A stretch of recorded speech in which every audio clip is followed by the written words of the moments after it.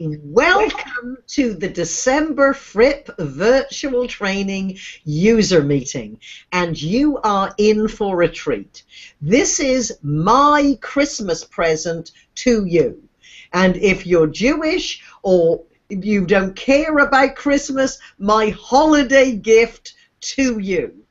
As you know, Fripp Virtual Training Community is focused on helping you be a more effective presenter, whatever your audience, whether it's the boardroom, convention hall, or if you're delivering sales presentations online.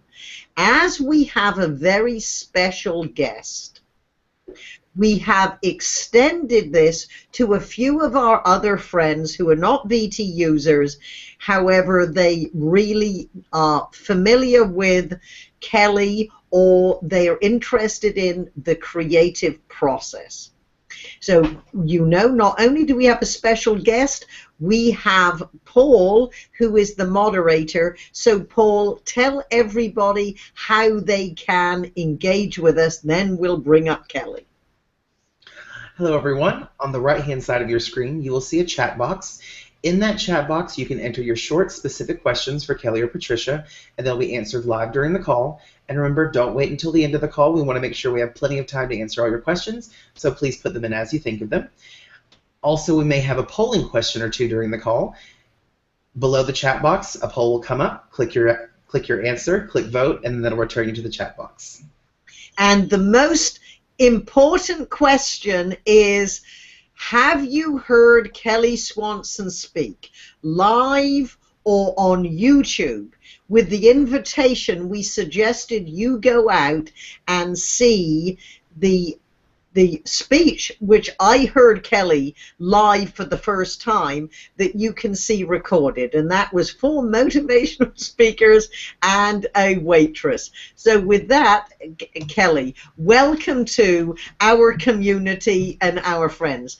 Now, you are acknowledged as one of the best humorous speakers and storytellers, and I have attended 38 consecutive National Speakers Association conventions. I'm a great devotee of speakers, and I have never been impressed with anyone more than you. So please tell our audience how a young woman whose only goal in life was to get married and have children, and now still homeschools her children, how the heck do you get to be a storytelling and speaking superstar? Well, thank you. I'm honored, coming from you especially, and I'm still kind of reeling that you called me young, so I'm on a little delay. You were young when you made the decision. Yes, yes, and it is just the weirdest thing. It's, you know, sometimes you end up in places in life you're not really sure how you got here. I didn't map it out. I didn't plan it. It's just a weird twist and series of events and doors opening that I walked through. I've always been a writer. I've always been a storyteller with no audience. I used to hear at family reunions, I would get up and they'd say, "Kelly, tell a story." Well, that's what I heard them say. They were probably saying, "Oh gosh, she's getting up to tell another one, get a drink, it's going to last a while." But I created a town and all these characters, and it sounds weird, but for the picked on kid who didn't have any friends, this was my place.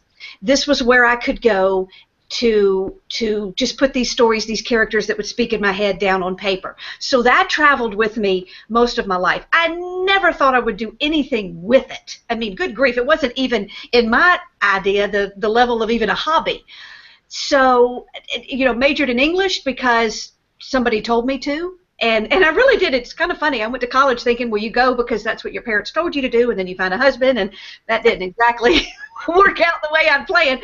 So, long story short, I took a writing class after college, and a bunch of teachers were in the room. It was a continuing education class of some sort, and we had to read our stories. And one of the teachers said, "Your story is good, but the way you tell it is even better. Would you come to our school? We'll pay you." So next thing you know, I'm in a school. I had my story written on index cards spread out all over the floor, like 45. Didn't realize I wouldn't be able to see them once I put them on the floor. But I started telling stories in schools. Quickly realized was not my favorite audience. I was speaking to the adults in the room. I would notice the teachers perk up, the messages, the humor, the children. Hey, that's a great story. What else you got? But the teachers respected the work I had put into the language and the human condition in the characters, I guess, for lack of a better way to put it. That turned into I met a storyteller, a professional storyteller. Yes, there is such a thing, and no, they don't make that much money. Trust me. At one of the schools I went to, and she said, "You are a storyteller." And that was the first time anybody had ever titled me. And so I said, "Okay, tell me what that is," and went to festivals and started studying. It's an art form. Went to Jonesboro, Tennessee, National Storytelling Festival, immersed myself, heard of this person called Garrison Keillor, who I had never heard of before, and I went, wow, that's what I want to do. I want to be a professional storyteller. Long story short, that's a hard thing to do. The world doesn't know what to do with you. I didn't know if I was an entertainer. I didn't know how this all fit. I was just trying to get people to pay me to tell stories, and really floundered around until I met another speaker, Jeannie Robertson, who saw me 10 years ago and said, "I didn't think this storytelling paid anything." I said, "You're right, it doesn't." She said, "You need to be a speaker. You need to take this gift that you have and this town and all these characters, and you need to go over here into this world, and they will pay you for that." And so 10 years later, I'm just trying to figure it out one day at a time, how I can get people to pay me. It still sounds weird saying it out loud, to tell stories. And it pinched me. I feel like I'm dreaming. So that's, sorry to ramble, but that's exactly how I got here. And it's interesting, Kelly, because looking at our poll, even though with every invite we sent out, we asked people to click on the 4 motivational speakers and the waitress called Star, which made me laugh, tear up, and feel. I mean, it's difficult to describe, but I know you're going to teach us within this event 6 ways to make your audience feel, and give us at least 3 different ways to tell the story better. So what I think you said is you were just a lonely little child who created her own imaginary friends who just happened to live in one town. Yes, yes. They can't believe it either. And but you know, knowing you as so open and vivacious and much loved, it's difficult to imagine that you didn't have any friends. I know it is, isn't it? But you haven't seen my picture from high school. Well, fortunately, we all grow up. Yeah. I know, right? Good. And your husband was the one who really saw your talent first. Yes. When you're on the inside of it, as I'm sure many people can relate to, when you have a gift or you can do something, you can't see it. To me, it comes so easy to me. While I do work very hard at it, a lot of it comes naturally to me. So I didn't understand that it could be something that people would pay me for. And my husband was the first one who said, "You've got a gift. Yeah. You need to own it." And of course, it was raw, and it wasn't where it needed to be. But he noticed there, and he said, "You've got something, and people can't do this." And he was really the force behind, and always has been, really pushing me, because self-esteem and the confidence to do this to this day is still an issue for me. Well, what you do, and we will give us a sample to our audience who are not aware, and I will never forgive any of our audience if they do not go and watch the clip. I mean, I saw it live, and I've watched it at least 15 times, and it has the same response. What you were saying, though, is a message that certainly we teach with FrppVT and any of my training, and that is you don't write a speech as much, you develop it and you embellish it and you polish it. So you have to like your content. This is a sales presentation, you have to fall in love with it, because the only way you're going to master it is you have to live with it and always look for ways to improve. So tell us, you are totally unique. However, there is a lot we can learn from your process. So what is it? So you want to know the process for right now. You want me to jump into that? You come up with this, which was the outline of your process that we will send to people if they find that helpful. Okay, and understand it was a matter of going into my brain and figuring out what was happening and how to go then do it on purpose. So it's still sort of jagged in my mind. I don't know that you can always see what I can see, but I did take the time to really map out, okay, because so many people want to know, how do you get from there to there? Yes. And it first starts, as any of us who want to use stories, I needed a story. I'm working on one now, so I'm going to use that as my example, my Babette Bernadette story. And it starts because I need a story to illustrate my point. Most of us have a point we want to make, sales, presentation, speech, whatever. We got a point we want to impact, and I believe that the story is what illustrates your point. And so my message, I won't go into it, but my point is the power of the internal script. That the words that are programmed into our head are very important, and they dictate our attitudes, actions, and behaviors, blah, blah, blah. Well, I can't get up on a stage and just tell them that and have them believe me. So I set out, what is an illustration of this? So because data doesn't impact, facts and figures don't impact, I need a story to prove this. Because stories show instead of tell, and they take that data and they make it emotional. And that's what I want to do. So I think it sticks better. So I needed to first know what's the point of the story, what's the lesson, why are you going to tell the story. I call it, for my own language, the message story related to your points or your content, the story that illustrates your point.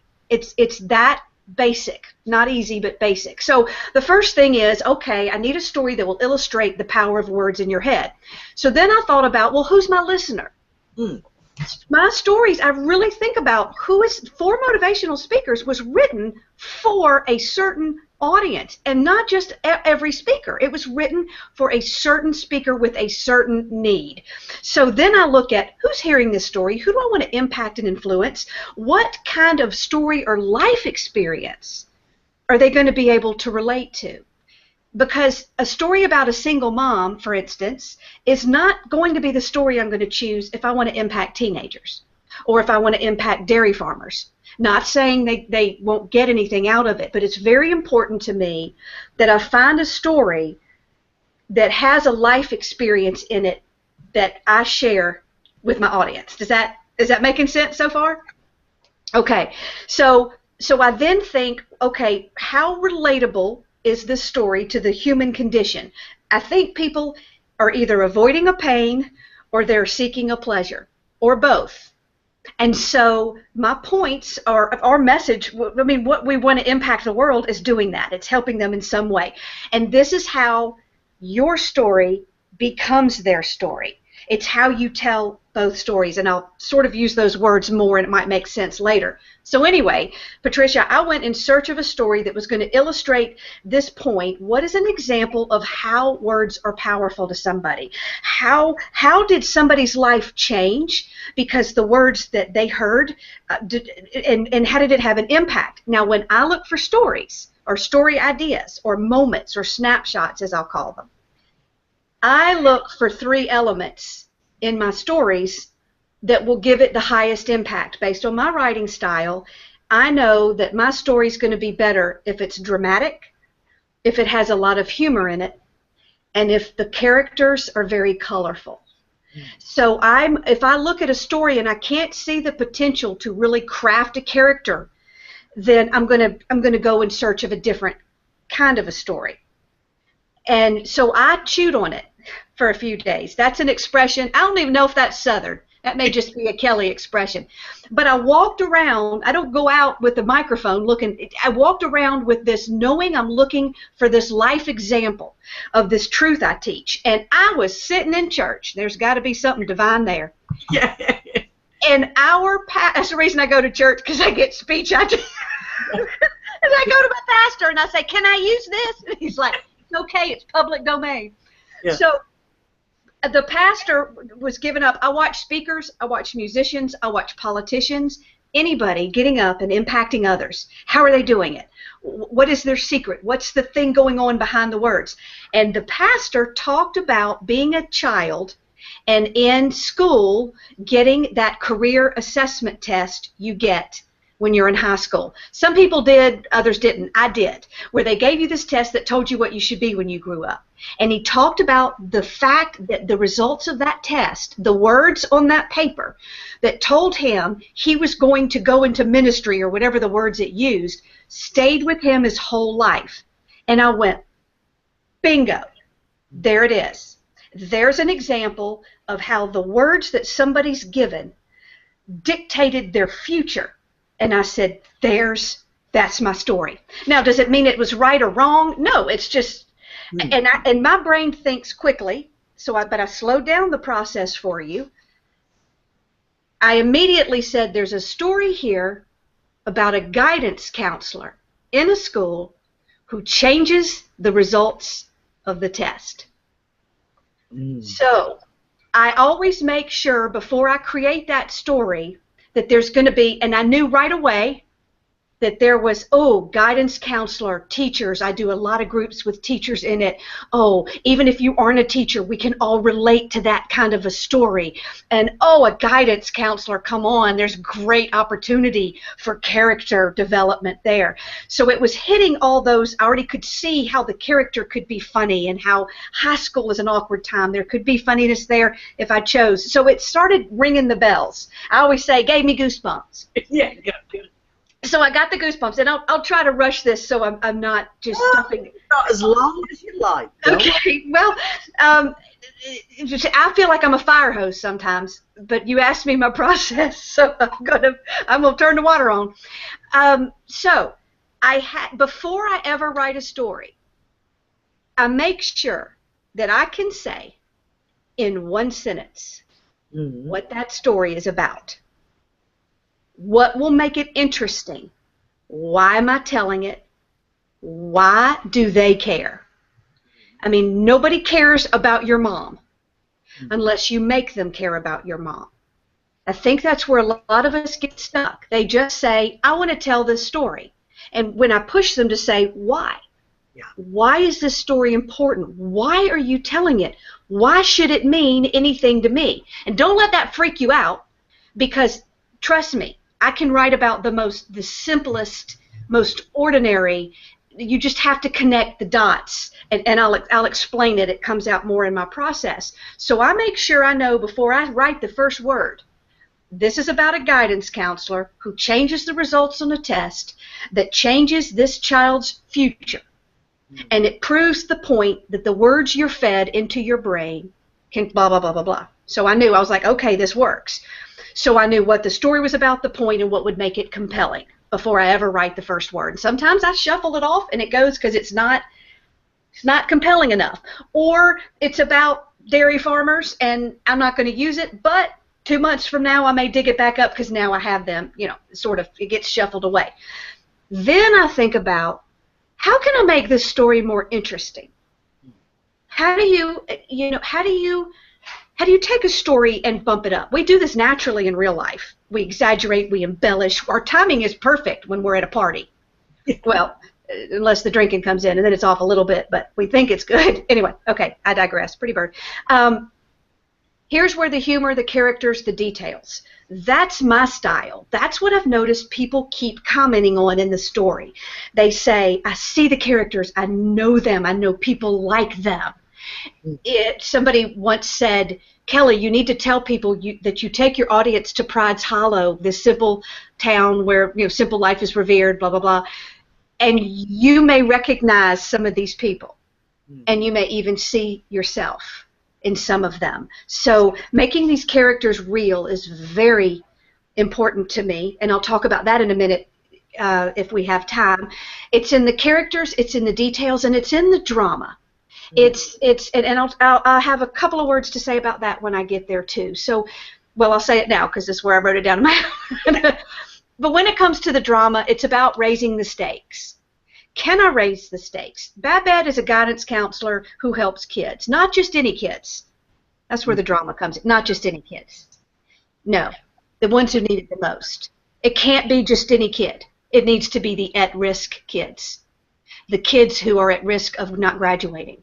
at risk of slipping through the cracks, at risk of disappointing their fathers, the ones voted most likely to keep prisons filled and social workers busy. Those kids. Members of the at-risk club whose motto is survival. So I raised the stakes.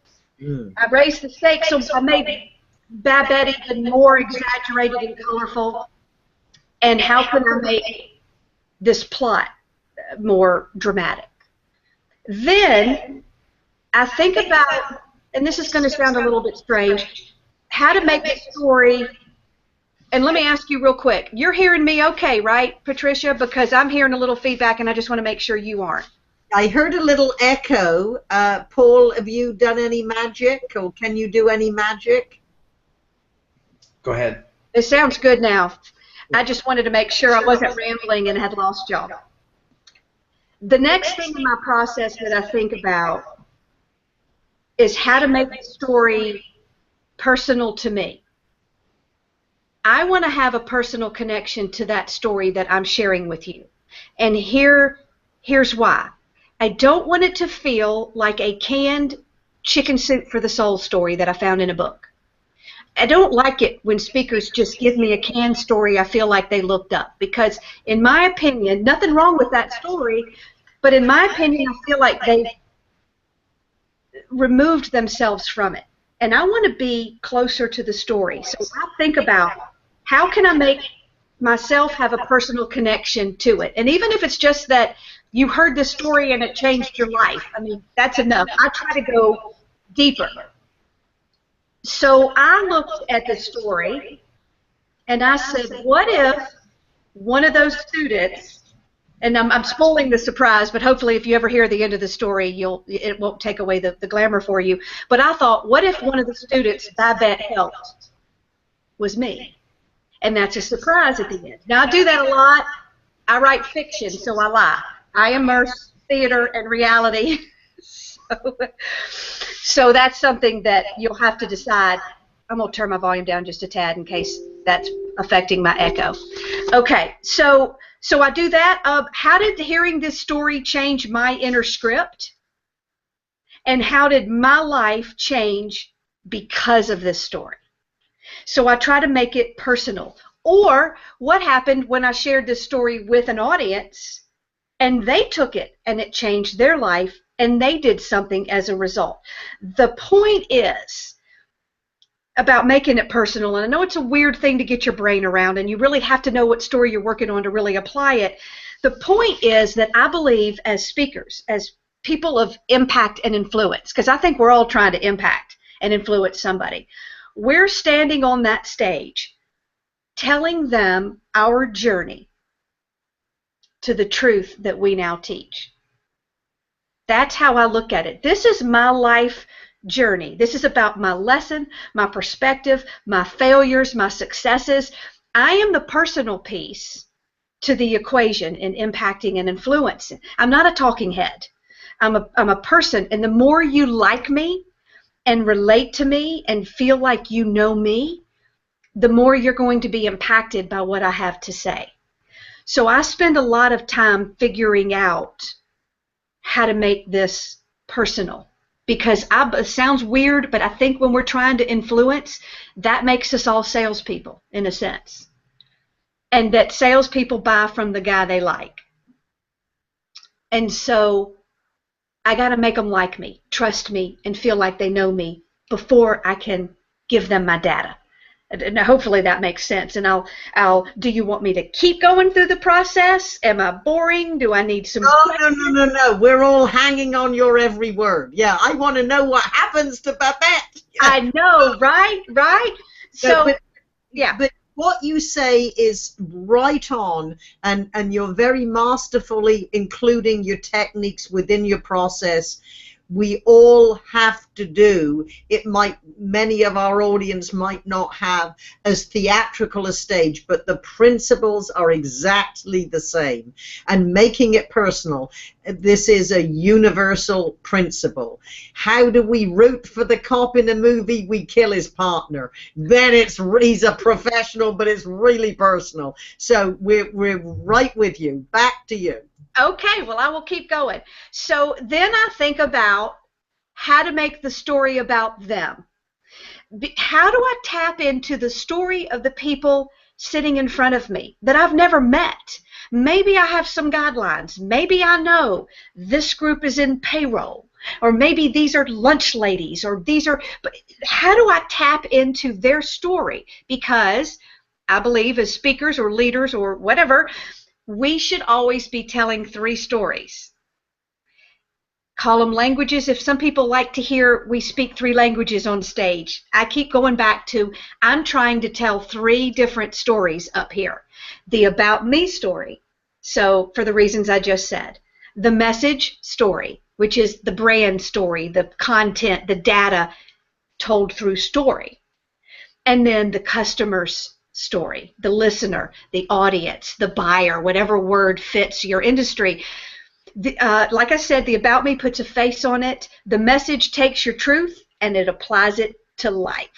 That's why people love testimonials. They love the stories from other people of what you did more than what you could tell anybody about yourself. So the impact goes beyond telling somebody what to do, because many of us in leadership, in speaking, and we just try to tell people what to do, and that has a pushing action. That's why stories are so masterful in convincing and influencing, because they have a pulling action, and your audience will climb right on into that story, and they will be in your story at the same time as they will now be traveling into theirs. They're in 2 stories at the same time. It just, as you can tell, I get very excited about this stuff. So then I think, how am I going to take Babette's story and spin it to the audience? So at the end of the story, now this is a work in progress. I reserve every right to blow it up and go in a completely different direction if the creative mood strikes me.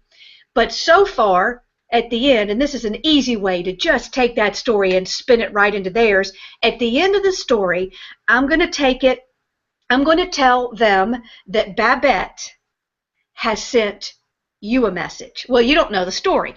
Here's Babette changes the results of Trevor's test. Turns out she's been changing the results of the tests for students in the at-risk club. Okay, and it changes who they think they can become now.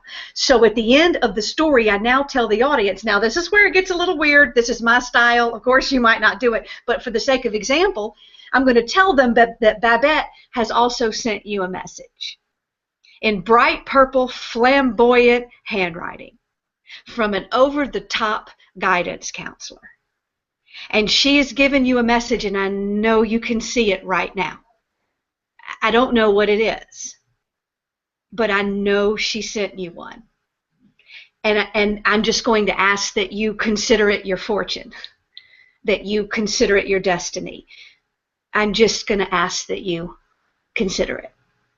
And so that's how I'm going to take the end of the story and immediately make it about them. So it can be as simple as, here's what this story just taught you, and here's how you can apply it to your life. When I became a speaker from the world of storytelling, that was hard for me, because you don't spoon feed a message. You don't tell everybody what they just learned in a story. So that was very hard for me, but one of my mentors said, you got to do it. Suck it up, go tell them what they just learned, and feed them that message. So that's how I then combine all 3 stories, my story, the story of the message, and their story, all at the same time. Now, as you may have noticed, I haven't written the first word yet. And that's what's so amazing to me. That, well, not amazing, that's not the right word. There's so much work I do on the front end before I ever put that story to paper. Yet so many people don't map out their story before they start, and that's what baffles me. So all of this has come before I ever sit down to write a word. And as you can see, I now have a masterful grasp on what this story is about, why I'm telling it, and as you can kind of see, it sort of starts to write itself if I'm lucky. Now what I do is, and I will tell you this, I want to throw in, this is the step of the process where sometimes a creative idea will just burst into the moment. Oh, you need to tell this story in rhyme. Oh, this story is an act out. You're going to talk to yourself in the mirror instead. Oh, this story needs to be set in a funeral, and you're going to deliver it as the eulogy. Oh, this is a children's story, and you should tell it set to music. So my brain starts, because I wasn't always like this. 10 years ago, I would have listened to these words I just said and gone, I have no idea what you're talking about. But I've opened that door to there's more than one way to tell a story. So what are the different ways? So anyway, this is the stage of the process where I may get an idea of how to tell the story, and it will direct all the words. But in the case of Babette Bernadette, I just wanted to tell the story. It has enough in it. I don't think I have to go find anything more creative to add to it. But again, who knows? So then the next step in the process is I spend some time getting to know the characters. Because if I can't see them, you can't see them. And for me, there are usually only a couple of main characters. But let's say 3. In this story, it's Babette and Trevor, the guidance counselor, the student whose life she changed, and me. I'm the 3rd character. So luckily, on stage, I've usually already set up the main character that is me. And this is going to sound weird to some of you, but not to others. Many of us as speakers and leaders and people of impact, we don't realize we're a character up there. And we can be more developed. And even part of it. Sometimes I feel like I saw a whole speech and never met the person who was delivering it. So there's a character. Let's save that for another interview. But there's a whole way you can develop who you really are. I don't create somebody new. That's who I am. It's just maybe a little more exaggerated or whatever. So in this story, it was Babette and Trevor. Now, I was excited because in this story, more than others, Babette showed herself to me. I know, it's weird. I need to stop drinking so much. But she showed herself to me in a dream, and I knew what she looked like. I saw her. There's some things I don't see. What color's her hair? I'm not sure. Is she a large woman? I need to do a little bit more searching, and I might even go to television or movies. Or is she's a Bette Midler, if she's anything. And if I can see that, if I can even tell the audience, she was like a Bette Midler with blonde hair, that's enough. So I was excited because I knew right away she's over the top, she's flamboyant, women find her tacky, she follows the stars for guidance and clarity, and she wants to be a palm reader and a fortune teller. And so anyway, she pretty much wrote herself. I could see her sequin scarf and her glittered tennis shoes. She's a combination of people I've noticed. I'm a people watcher, and I used to even write it down. Character traits I'd see in people. Glittered tennis shoes. I knew a teacher once who always wore, she was an art teacher, and she always had glittered tennis shoes. Those things stick with me so I can take them and apply them to a character, as do character traits. I had an aunt who was so cheap she rinsed out her saran wrap. You know, I love that, and one day one of my characters is going to have that. So I'll push forward and go faster over this, and I promise I'm already almost through the process. But it was Babette, and then the other character was Trevor, the at-risk student, the one who needed it most. I could also see him immediately, and I saw different things. Yes, I'm painting a picture of what he looks like, which is normally what I'm doing. That's why I don't use PowerPoint. I don't want you to, it will conflict with what I want you to paint in your head.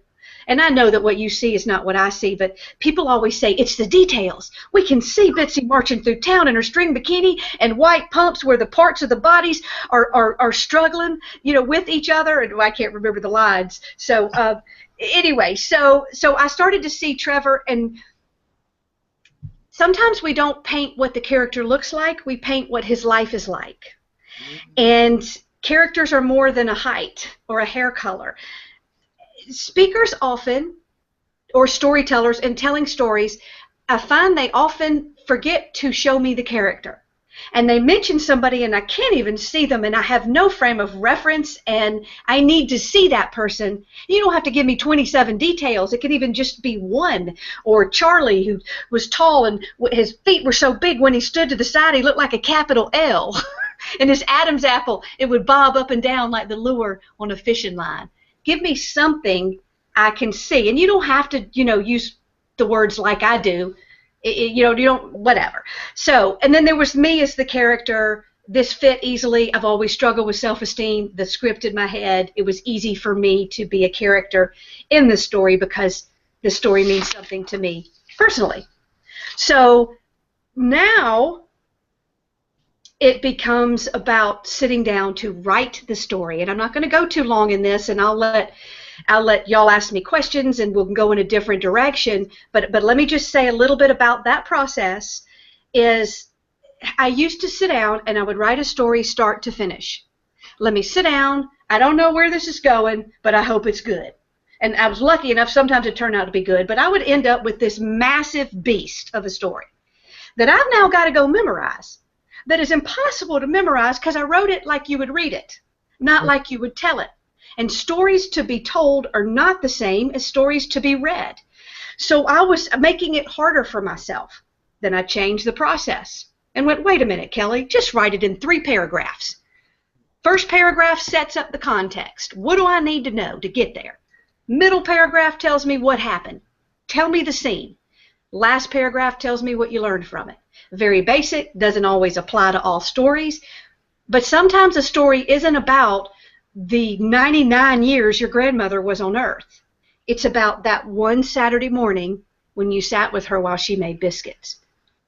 And we just need enough to get there and go. So my process has even changed from the 3-paragraph method, where I began writing the story in fragments, an outline, bullet points, not even finished sentences, where now that I know Babette, it just became about Babette. What does she look like? She was the guidance counselor, and phrases would come into it.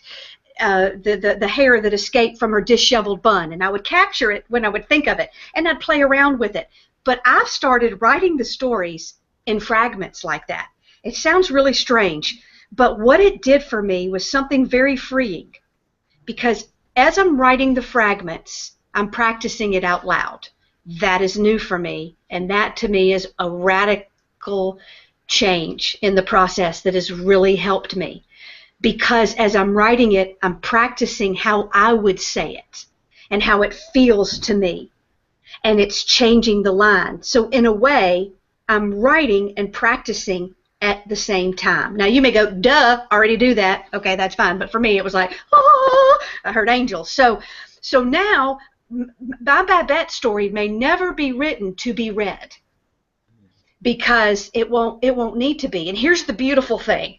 With all these fragments, I'm finding that sitting down to memorize it isn't such a laboring task anymore. In fact, it's almost already memorized. And I have an outline that's it's right there in front of me, and I'll put it in a music stand. Hey, I don't sweat it. If I have to use notes, then I'll use notes. I never read. They know I'm not reading. They don't know. And usually I don't really need it. It's just a crutch until it's completely memorized. And then it'll go away. So that was huge for me. I also memorize how the story goes. I will practice in my car talking out, this happens, then this happens, then this happens, then this happens, over and over. So if I lose my place, or if I can't remember the line, I can still at least revert back to just telling you how it goes. Now, I don't like that, because every word to me was chosen like a note in a piece of music, and so I want it in there. If you get a laugh because you put the word at the end, I've fallen in love with some of those words, so they matter. The song just wouldn't be the same to me if it were improvised. However, people come in at different places. They're not going to go as crazy as I do, laboring over everything. This is my art. It is playing music for me. So even if you don't go to that extreme, you're still going to have a better story than if you just said, oh, I just go up, I pretty much know how it goes. And you tell them. That's sort of my opinion. I try to find the balance between scripting and being conversational. So many people fight me on scripting, and I know why. It makes sense. If some people were to script, it would be awful. I spend a lot of time practicing that script to tell it as if I don't know what word is coming. That's a trick I'll do. And it freaks people out when it's rhyme because I act like I'm thinking of the word on the spot. So anyway, that and like I said, I typed it all up in these notes so that people could go, I got no idea what she just said. I need to read that again. But that's my process, and that's whatever. I'll shut up. There you go. What you are proving, though, is how totally unrealistic most people are at what it takes to create a masterpiece. So, you know, I frequently hear, well, we have 10 speakers, 3 of them aren't bad, 7 are novices, we want to teach them to be great speakers, can you do this in half a day? No, this is a process. And what you have just shown us is the behind the scenes of the creative process. However, although I don't do it in nearly as intricate a way, the process of how you put together the speech is exactly the same. The creative process is messy. Then you go to the structure, the logical organization of conversation. So just as you talk through the steps is how I would encourage someone, talk through the outline of your speech. So hold the overview. So if you can't remember, you just go back to the overview. So the process is the same. Then when you do the messy work, you have the framework of the story. Especially, I love your approach of just recording snippets of one line at a time, because we all get these creative flashes at the most inopportune moments. Record them. Then when you come together, the actual putting it together probably sounds like the easiest flow because you do all the work first. Very good. Now we all want to hear, knowing she's still in process, tell us a little about how you will start telling the Babette story.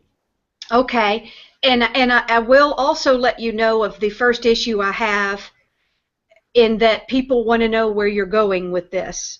And we don't need to discuss it now, but that's my first issue and an issue for me. I love to begin a speech with a story. And I don't ever feel the need to tell you where it's going.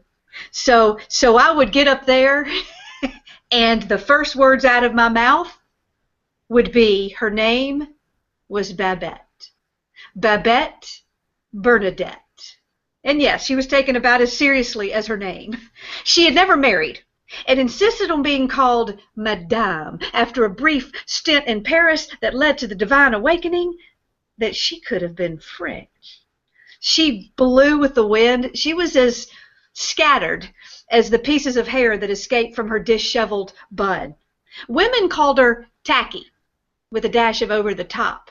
Now, gay men loved her. Administration did not. Babette had a bigger collection of eye rolls and shaking heads than she did sequined scarves and glittered tennis shoes, because nothing about Babette was conventional. She followed the stars for guidance and clarity, biding her time until one would call her away to a new place. But it's wrong to say biding, for that implies somebody who's simply going through the motions, and Babette was anything but the type to go through the motions, more the type to defy them, which is probably why this story is, for without Babette it never would have happened, and had I not been standing in her moment, well, there would be no teller of this tale, and it would remain as many of your best stories do, untold, written only in the stars. But her name, as she would proclaim when she'd look in the mirror every morning, my name is Babette Bernadette, whisper of wishes, designer of destinies, shaper of stars. Anyway, that's a piece. Wow. Well, don't you love her? I love her already, and she's not finished. So as with every piece of content I hear from you, I tear up. I'm emotional. My mother was a character. My mother was over the top. My mother was the most un-Wimborne person in a small town in the south of England. So I always say, to understand me, you would have to have met my mother. Now, what the approach, though, that you are taking is what I would call the I don't know where she's going, and I can't wait to go along for the ride approach. And that is what masterful storytelling, the fact that your approach is so different, and we teach everyone, grab the audience, the first 30 seconds, engage them in. They won't care if they don't know, because you are doing it so masterfully that they have the confidence, I'm going to get what I came for. So with that, Paul, I would expect most people are just scorched speechless with Kelly's content and talent, but are there any questions? I think that you are correct in that, but there is one question from Chuck. He wants to know, Kelly, do you make it clear to your audience that that the story is a story and not necessarily a factual retelling of events? Yeah, I take them to my town. They know they're going to Pride's Hollow. They know they're going to a magical place. So to answer your question about what I do, that's what I do. But I'm hearing also another question perhaps underlying in that, wait a minute, how much liberties can we take between fact and fiction here? And that's not an easy one for me to answer if that's the underlying issue. It just depends on the story and what you're telling. I have no problems with embellishing or changing details in a real life story. I've got a lot that are about my life. And you know it, because now I'm telling you this is my own personal journey that I embellish, but that there's some I will not lie about, but there's some I have no problem. And I'm going to have to sort of cut it off there and hope that I answered that question. Well, what you do is so masterful. When I heard the story, and I know it's a story, but I thought you were talking about you. It's the way you do it. And part of, we go to movies and we sit there in the suspension of disbelief. And there is, with a great storyteller, there's always the, I wonder if that were, if that was her, or that was part of her. But it's so enjoyable, it really doesn't matter. So just because our friends, most of them did not follow instructions, can you, because you were giving us the different choices, the creative choice, that this be to music, should this be in rhyme? Of course, for speakers, for motivational speakers, and a waitress called Star, that is all in rhyme. That is, how long is that? The long version of that, how long is it? The long version was 45 minutes. And it's all in rhyme? Well, yeah, I do that a lot. It's easier for me to think in rhyme than it is sometimes for me to think outside of it. And I was asked to cut it because I only had 15 minutes. I had 20 minutes. And I had to cut it to 15, and it made it. That's a good lesson right there. Boy, you forced to cut your thing down. It's amazing how powerful it can be. And can you just pull out the first couple of minutes of that? Yes, of course I can. Well, you're so focused on Bernadette and your process. I know. Not normally asked to do that. You're right. And it's hard to come, and it's hard to, well, anyway, and with rhyme, they know if you make a mistake, it's even harder, yes, unless you can come up with another rhyme. But she was leaning against the counter, sorting tips, worn hands, worn heart, and aching hips. Every moment or so, almost evenly spaced, she'd blow the hair out of her face. She'd once been pretty, or so they said, when she wore that crown upon her head. And from her flower-covered float, she'd blown a kiss and swore life couldn't get any better than this. And she'd been right, the glory days behind her, because she had traded in that carriage for this dusty diner, a worn cliche, same tired old story of another small-town princess who falls from glory. You see, long ago she stopped dreaming or expecting her life to have much meaning, going through the motions bit by bit. Oh, I already said that line, sorry. Anyway, that's how it starts. That is absolutely fabulous.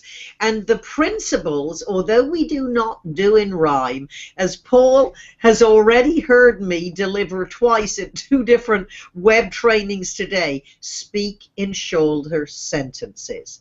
Speak in phrases. The written word is for the I. The spoken word is for the rhythm. And I recommend all my clients, with the opening, is write it a phrase at a time down the page. And you obviously have got the ability to write. And I would suggest the normal mere mortal, especially in the business environment, script the opening, very clearly have the outline of your presentation, where it's going. And you might not script it out, but stand up and say it as you can based on your scripted opening, your outline. Have it transcribed. Now you can look at what came out of your mouth to tighten, add specificity, remove the repetitive phrases, and then go over it. You can even record it and talk along with yourself to get it in your body. So although nobody can do what you can, and I couldn't imagine even delivering 2 minutes in rhyme, much of the process can be adapted. So remind everyone the 6 ways to make people feel. Now, you told us this, and we're going to send them your notes, but just reinforce that again. And the process is in the notes. This part isn't in those notes. I see it on the evaluations over and over again. The pattern in their comments. There are 6 things that I'm doing that make an emotional connection with my audience, and that's what we want. Selling is emotional. So there are 6 things. Number 1 is the story. Hands down, they will remember the story. If you're that vendor standing up at a conference and there's 47 of you lined up to go tell everybody to go to your table, don't get up and go, my name is Frank, I sell insurance, I'm at booth 31 and we got chocolate. No. Tell me in 30 seconds why you chose to go in insurance, because it's something your grandfather said 29 years ago, boom, boom, boom, and you're going to have their attention. So they say the stories, the humor. Get humor in. You don't have to become a comedian. You don't make them laugh. And sometimes it's not in a scripted joke. It's just in that person you can see because you know them. So many of my things that people laugh at, they're not jokes. It's just they could so see his Adam's apple bobbing up and down like the lure of a fishing line. It's in the details, the funny often. So it's the story, make them laugh. People remember the longest how you make them feel. They remember if you made them mad. They remember if you made them laugh. So funny goes a long, long, long way. Funny story for that vendor standing up in the room would make you the one they remembered out of 47 vendors, I believe. Humility. I'm not choosing the best words to describe it. I'm in search of the 6 acronyms that all start with the same letter, as most of us speakers do.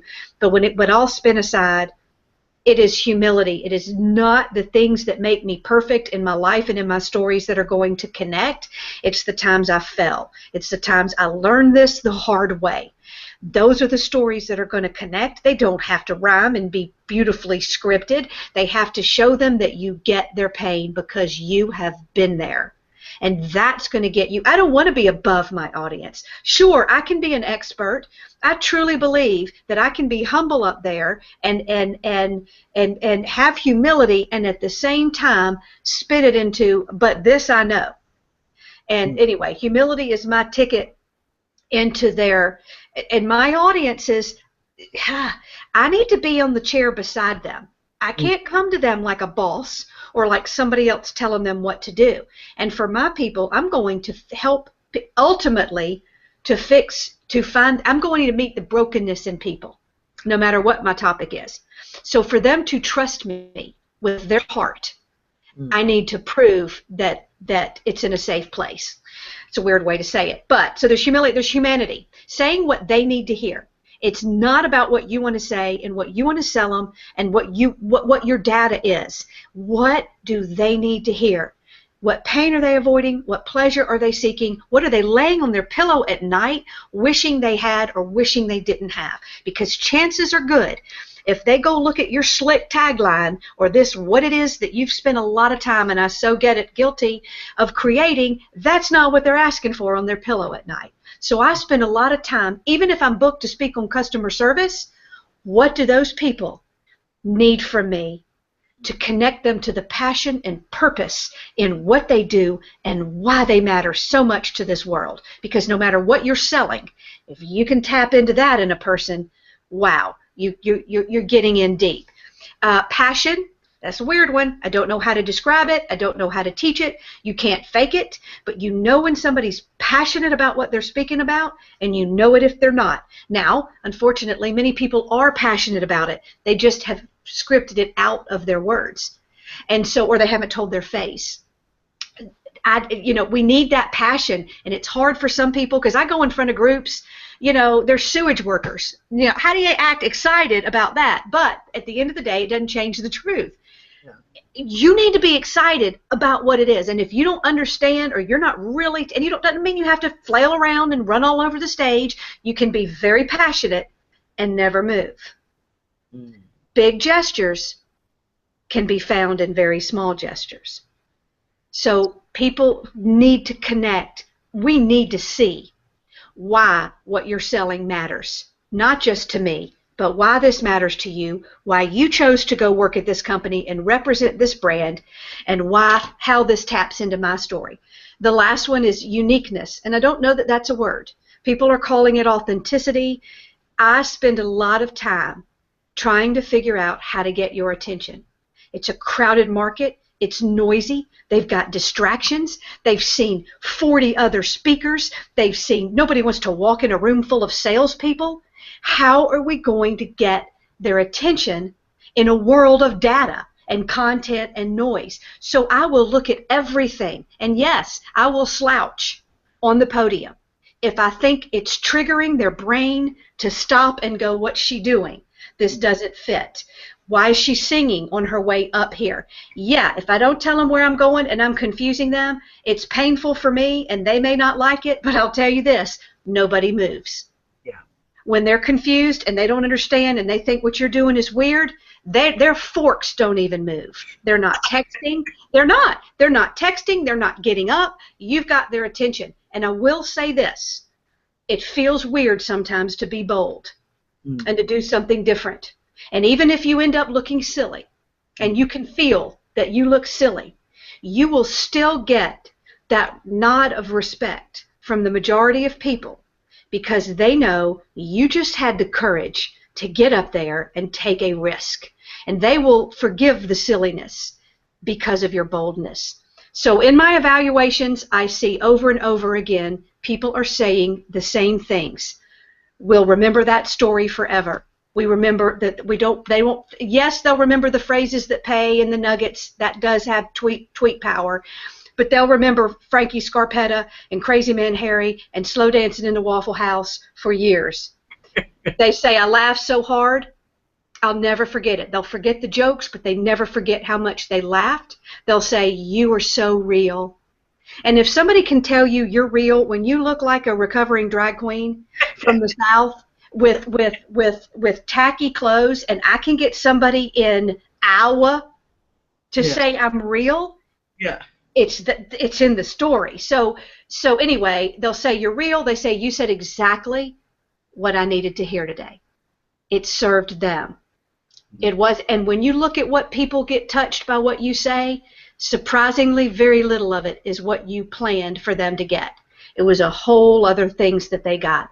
They'll say, I'm not sure if I believe you, if I get everything you're saying, but you were so excited about it. You got me excited about it. Passion is contagious. And they'll say, I've never seen anything like that. I don't know what to call this.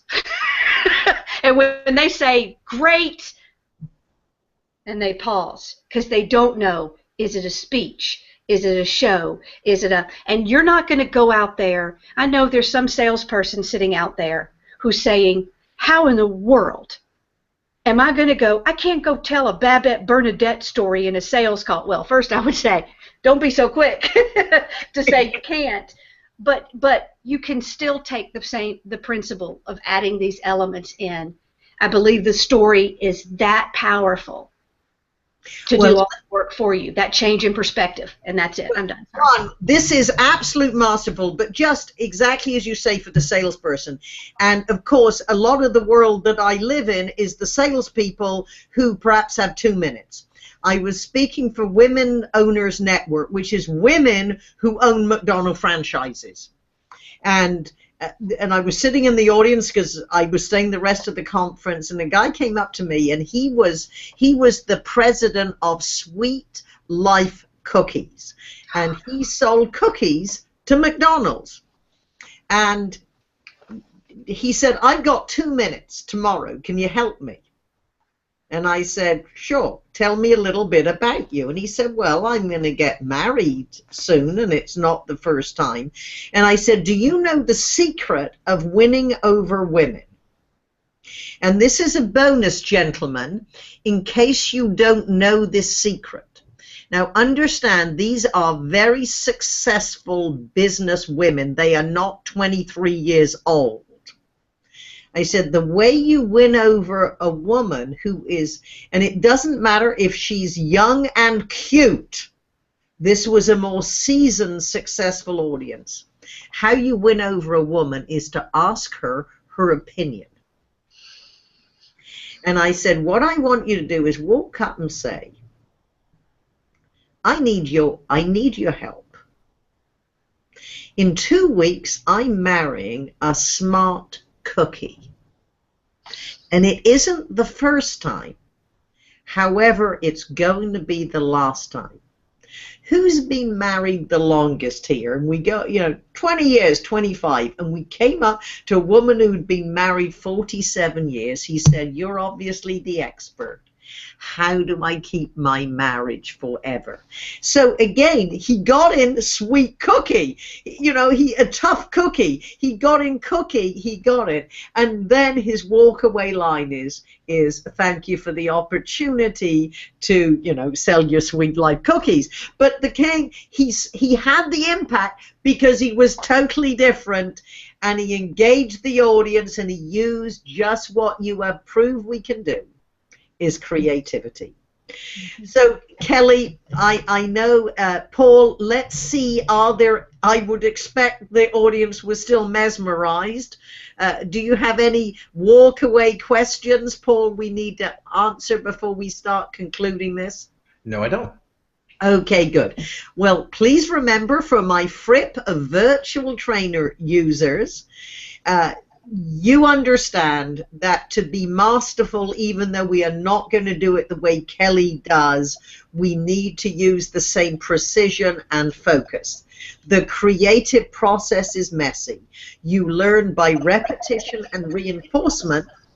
So we encourage you to go into your Fripp virtual training. How about 1 chapter every day for at least the next couple of weeks, so you start 2016 off ahead of your competition and ahead of where you were this time last year. If you're one of our guests who was especially invited to listen to Kelly, I know you enjoyed it, and I encourage you, go to FrppVT.com, take a free trial, learn about, you'll get a chapter on openings, stories, and sales. So FrppVT, take a trial. So Kelly, with that, I promised that you were a guest to our listeners. You were a gift. You were the best I could give to my community and any of our speaker pals. So with that, your website is Kelly with a Y, not an IE, just you see it's .net.com. You can see in the lower third. And what will our friends see on your website? I know you have no interest in coaching people whatsoever, but what else could they find from you? Oh, well, actually, I do coach people. I just didn't talk about it. Yeah, there's a whole tab on there for speaker coaching, more along the lines of the power of story. Okay. So they will find that, and they will also find, but mainly I'm a keynote speaker who comes and talks about the power of story to connect, influence, and get results, and in a way you've probably never seen before. Yeah. And of course, I will be with you for the American Payroll Association, and they will love you because they've seen everyone. They love Jeannie, and this is, as I was saying to you, this is the American Payroll Association is a place that you can be as wacky and wild and bold as you want, and they will eat it up. They really will. So with that, do you have any? So Paul, you've certainly got in the chat box, and people can see Kelly's email website, and we will be sending you generously. Came up. Now, don't expect the masterpiece. This is the outline that Kelly followed, because I challenge. Can you take the process and teach us so we can? And this will encourage you to think. So this is going to be a valuable document to help you be more creative in your own world. So that will come to you in the not too distant future. If you are watching this live, you will get the replay. If you're watching this just as the replay button, I know you still got your money's worth, and you all need to go to YouTube and type 4 motivational speakers and a waitress named Star. This is a masterpiece, and when you understand this is 15 minutes out of what was edited down from 45 minutes, you realize this is a woman who knows the process, can speak in rhyme for the entire presentation, and it should, in nothing else, inspire us to spend more time with our craft. That is the only way you will ever be a master. So Kelly, you get the walk-away line. Your last words linger. What do you want to tell our audience? Be bold enough to be heard above the noise. Perfect. Paul, thank you for setting us up in the background. Thank you, Kelly. I am your biggest fan. And for our community, happy holidays, and you'll be hearing from us soon. Bye.